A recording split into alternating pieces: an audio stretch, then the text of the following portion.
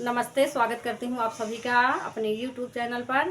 आज मैं एक किसानी गीत लेके आई हूँ। कैसे लगेगा आप लोग कमेंट बताना। पसंद आए तो वीडियो को लाइक, चैनल को सब्सक्राइब करना। आई गए किसानी धान बड़ी परेशानी, पिया विदेशवा गईले ना, पिया विदेशवा गईले ना, नाही भेजला संदेशवा, पिया विदेशवा गईले ना, नाही भेजला संदेशवा, पिया विदेशवा गईले ना।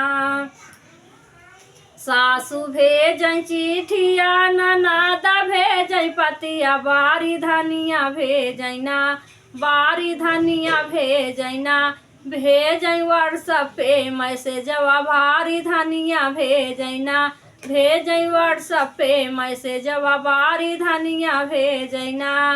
आई गए किसानी धान बड़ी परेशानी, पिया विदेशवा गईले ना, पिया विदेशवा गईले ना, नाही भेजले संदेशवा, पिया विदेशवा गईले ना, नाही भेजले संदेशवा, पिया विदेशवा गईले ना।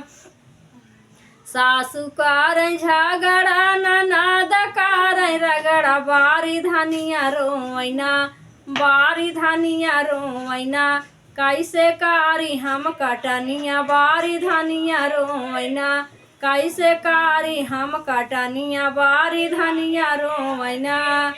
आई गए किसानी धान बड़ी परेशानी, पिया विदेशवा गईले ना, पिया विदेशवा गईले ना, नाही भेजले संदेशवा, पिया विदेशवा गईले ना, नाही भेजले संदेशवा, पिया विदेशवा गईले ना।